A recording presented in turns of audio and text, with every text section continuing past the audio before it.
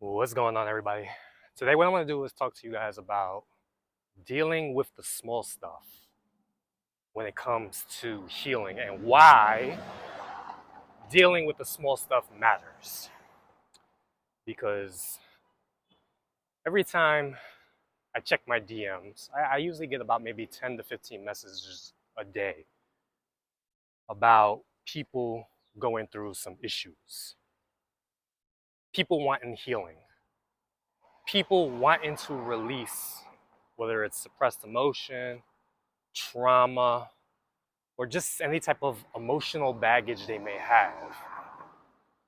They always tell me their backstory. And it's wild because, I'm just a stranger online.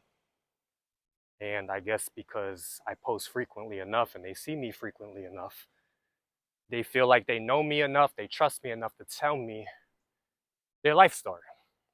And a lot of times when they send me these messages, it's like a big old essay that I actually do take out the time to read.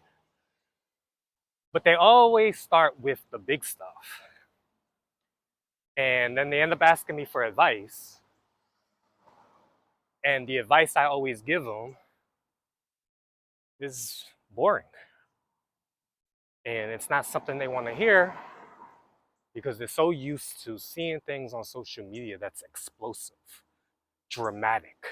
Like, for instance, they also send me videos of other creators, other, I would say, healers, of techniques they're using on people. And there's always something dramatic where you find the guy, he's like poking a lady in the rib cage, or he's placing, his hand in their stomach, and then the person starts crying and they're having this crazy emotional experience. And this is what everybody wants. Everybody wants this viral moment. And usually the creator, the person, the healer, usually what they write is like 20 years of trauma being released with this one technique. And I'm here to tell you that's not true. I get it, the shaking, the crying, the explosiveness of it is very sexy as far as like getting attention.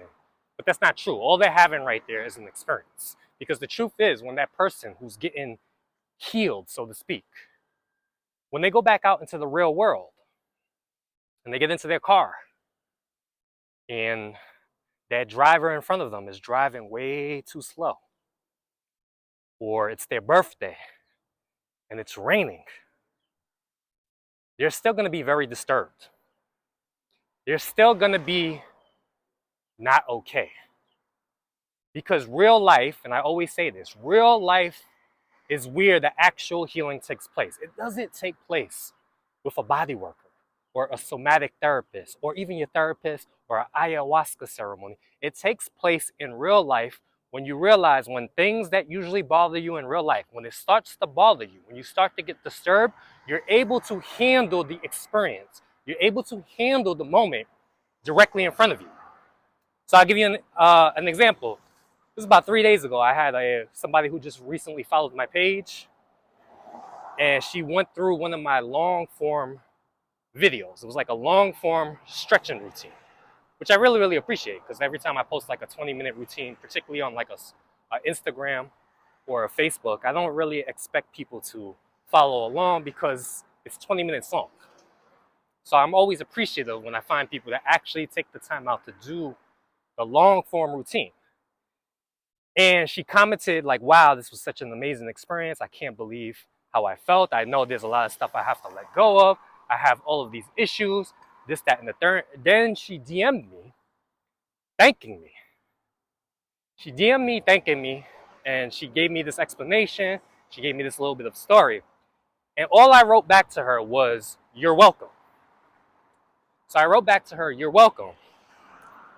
And immediately after I wrote back, you're welcome, within like 2 minutes, she corrected me.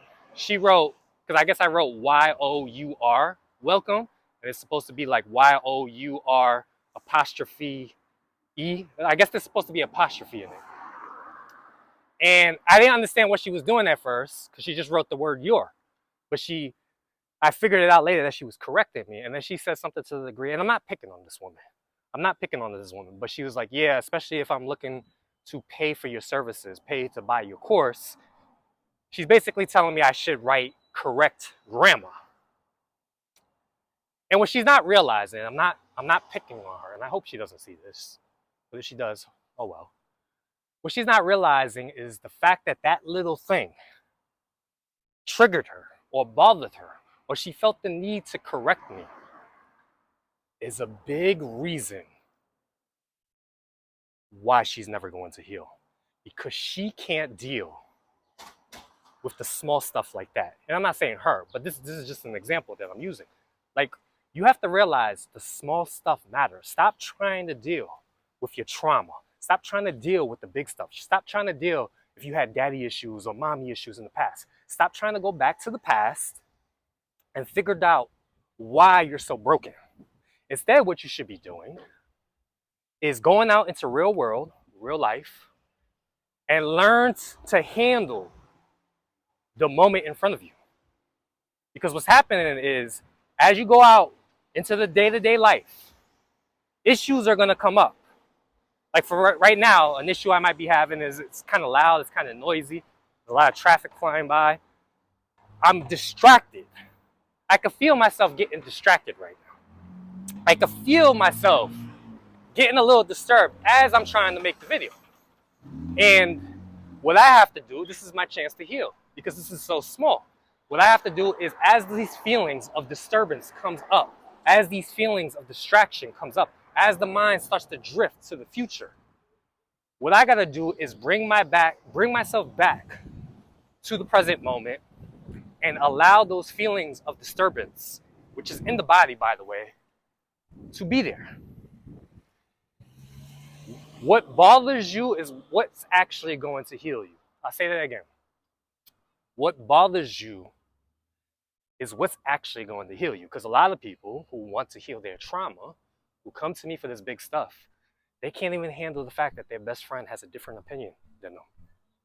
They can't handle the fact that their best friend voted for somebody different than them. They're ready to just get rid of the person, to avoid the person. And what you're not realizing is this matters. This is why you're messed up. This is why you're not healed, so to speak, because you have preferences of the way the world's supposed to be. And that's essentially what we're healing from. You know, the Buddha says life is suffering. That's the first noble truth. The second noble truth is the cause of suffering. And the cause of suffering, believe it or not, is preference. We all, our nervous system, our egos, we have a preferred way we want reality. For instance, let's say you're dating a girl or a guy, and they're the love of your life. You think, it's the first date, you think this person is perfect, and then all of a sudden, this person sucks on a chicken bone in a way, like he sucks on a chicken bone or he bites on a chicken bone, that annoys you. And the reason why it annoys you is because that's the way your dad ate the chicken bone, and you hate your dad, and now all of a sudden that love of your life, the person you was madly in love with, you thought that was the perfect person, because they're eating the chicken bone the way your dad eats the chicken bone, you don't want to be bothered with that person. That person's not for you because they remind you of your father. Meanwhile, your father's dead. He's gone. He's no longer living. This is a completely different person, but you already put in your preferences, your preferred way you want this person to be. So this is essentially what we need to heal from. We need to learn how to handle the small stuff first, because the truth is, reality is never going to be the way you want it to be. I'll say this again. Reality is never going to be the way you want it to be. Like, I know there's people out there that tell you, the law of attraction, that you attract your reality with your thoughts. And I get what they're teaching. I understand this. I made a video about this maybe a year ago that kind of went viral. And people got a little upset with me, where I said, your thoughts don't actually create your reality. What your thoughts do is buffer you from the truth. Basically, your thoughts protect you. Because the truth is, actual reality is a little bit scary. Because it's the fact that Earth is a little ball of rock floating in the middle of space. And we're following a great big ball of fire in the sky. And that fire that in the sky is just moving. We have no idea where we're going. It's a complete mystery. And I get it. People have religious beliefs. People have spiritual beliefs on what they believe is actually going on. But the truth is, you don't know. So what you have to do is latch onto a belief, latch onto a thought to keep yourself feeling like you're in control. But the truth is, you're not in control. You're not in control. And what you got to learn how to do is when life is happening, particularly in your day-to-day life, this is how you heal, by the way. You heal by letting go of control, by accepting reality as it is. So when you go out on that date with that guy who bites on the chicken bone, the way your dad used to bite on the chicken bone, he could still be somebody you're in love with. You could still have a relationship with him. Oh my God, he reminds me of my dad. He's not your dad. He's a completely different person with a completely different set of experiences. But what you're doing is you're projecting that onto him. So, you gotta remember, this small stuff matters, man. Stop trying to go to the past and heal your trauma and figure out why you're broken. You can figure out why you're broken when you're driving in your car and somebody cuts you off and they didn't put the blinker on and you get super disturbed. That's when you deal with the energy. Because the fact is, the reason why we feel like we need healing, which we all do, is we have trapped energy inside of us. We've buried things. We've resisted things. And that stuff is always trying to come up. But the thing is, we don't want to deal with it. We don't want to deal with it. We want to express it, but we don't actually want to experience it. You know, I have this saying too, like, stop expressing your feelings. Because when you're expressing your feelings, so to speak, you're not doing the expressing. The actual feeling is doing the expressing. And a lot of people don't get that, because then when I say things like stop expressing your feelings, people say, well, Lou says don't express yourself. No, I'm not saying don't express yourself. I'm saying don't express the feelings that you currently have. Allow yourself to experience the feelings fully, particularly when they're disturbing. Because when you allow yourself to experience these things fully, so for instance, you go out on the date, or the lady that had to correct me, you could probably tell that maybe it like, you know, and I took it in good nature. I started laughing and cracking up. I sent her a laughing emoji. And I hope she doesn't take this personal. But even if she does, this is her opportunity to deal with that. Because me saying this might cause a disturbance within her. And what she's probably going to want to do is try to justify on why she did what she did.